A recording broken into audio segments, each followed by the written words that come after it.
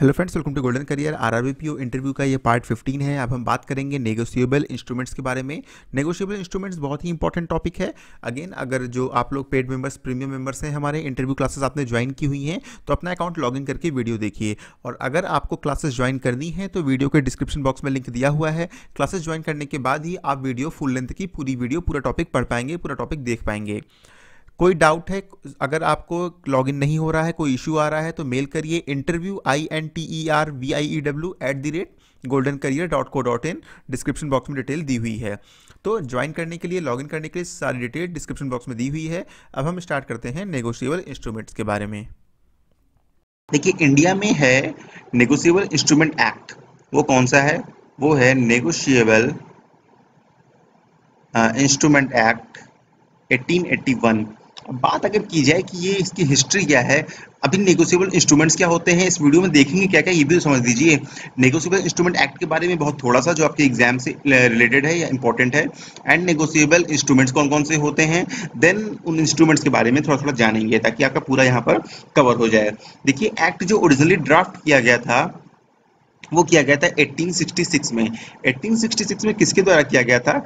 ये किया गया था थर्ड इंडिया लॉ कमीशन। ठीक है, थर्ड इंडिया लॉ कमीशन, मतलब ये बात आज़ादी से बहुत पहले की है जब ये लॉ ड्राफ्ट किया गया था। ठीक है, एंड उसके बाद क्या हुआ कि 1867 में जो काउंसिल थी, काउंसिल में ये जो रिफर कर दिया गया दूसरी कमेटी को, एंड फिर वो एक्ट वहाँ पर बन नहीं पाया, कुछ ऑब्जेक्शन वहाँ पर रेज किए गए। उसके बाद जब दोबारा ड्राफ्ट हुआ ये बिल, दोबारा ये ड्राफ्ट कब हुआ, सारे ऑब्जेक्शंस को रेक्टिफाई करने के बाद 1877 में दोबारा ड्राफ्ट हुआ। लेकिन फिर इसको फाइनल पहुंचते पहुंचते टाइम लग गया, फाइनल स्टेज में पहुंच ना पाया 1877 में भी। देन 1880 में क्या हुआ कि जो सेक्रेटरी थे स्टेट के, उन्होंने ये ऑर्डर दिया कि बिल को एक नए लॉ के रूप में अब प्रेजेंट कर दिया जाए। देन ये 1881 ईयर सन में ये जो बिल है वो पास होकर आया, और यही बना नेगोशिएबल इंस्ट्रूमेंट एक्ट 1881। ठीक है, अगर हम एक्ट नंबर की बात करें तो इसको ये भी बोलते हैं एक्ट नंबर 26 ऑफ 1881, मतलब 1881 का एक्ट नंबर 26 था। अच्छा, अगर अब बात ये करा जाए कि नेगोशिएबल इंस्ट्रूमेंट होते क्या हैं, तो नेगोशिएबल इंस्ट्रूमेंट की जो परिभाषा दी हुई है वो कहाँ पर दी हुई है, ये एक इंपॉर्टेंट क्वेश्चन है आपके बैंक एग्जाम से रिलेटेड। तो ये section 13 of negotiable instrument act, negotiable instrument act में इसकी डेफिनेशन दी हुई है। डेफिनेशन क्या दी हुई है? देखिए, डेफिनेशन इंग्लिश में है तो मैं आपको इंग्लिश में बताता हूँ। उसमें ये लिखा हुआ है कि a negotiable instrument means a promissory note, bill of exchange और cheque payable either to order और टू बियरर। मतलब कोई भी प्रोमिसरी नोट या बिल ऑफ एक्सचेंज या चेक जो कि पेबल होगा, मतलब जिसका नाम लिखा है उसको, या फिर बियरर होगा, मतलब जो उसको धारण किए हुए जिसके पास वो है उसको उतना स्पेसिफिक अमाउंट पे करेगा, उसको हम बोलेंगे नेगोशिएबल इंस्ट्रूमेंट। ठीक है, तो एक्चुअली देखिए, समझने की कोशिश करिए कि नेगोशिएबल इंस्ट्रूमेंट किसे बोलते हैं। नेगोशिएबल इंस्ट्रूमेंट एक किसी भी ऐसे पेपर को बोलते हैं जो कि ये प्रॉमिस करता है कि उसको इतने पैसे मिल जाएंगे। एग्जाम्पल अगर हम यहाँ पर दें तो नेगोशिएबल इंस्ट्रूमेंट्स कौन कौन से होते हैं? देखिए, चेक होता है नेगोशिएबल इंस्ट्रूमेंट, डीडी मतलब डिमांड ड्राफ्ट होता है आपका negotiable instrument, promissory note PROMISSORY, promissory note, bill of exchange, ये सब क्या होते हैं? ये सब होते हैं नेगोशिएबल इंस्ट्रूमेंट्स। अब नेगोशिएबल कैसे हुए?